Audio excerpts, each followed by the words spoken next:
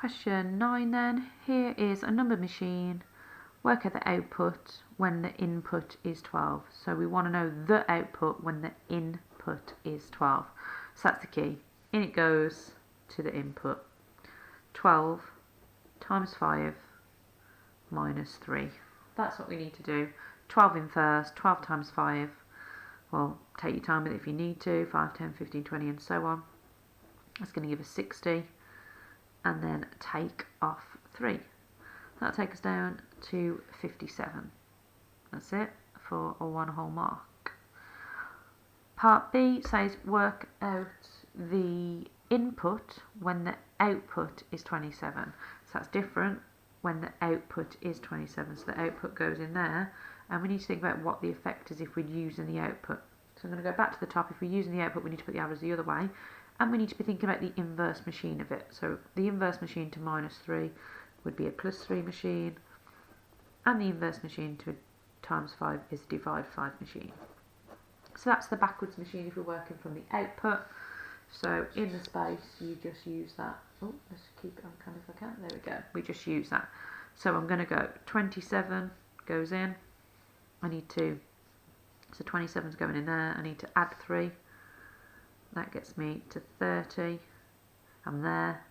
Now I need to divide by 5. 30 divided by 5 in your 5 times table.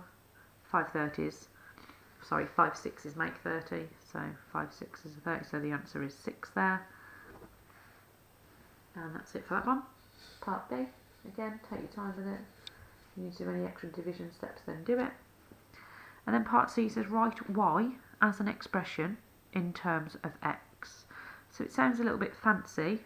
We just want to write a formula now in terms of y and x. So we want to write the formula in terms of y equals something with x involved in it. So let's look at actually what is x to do with if we just plug it into the machine.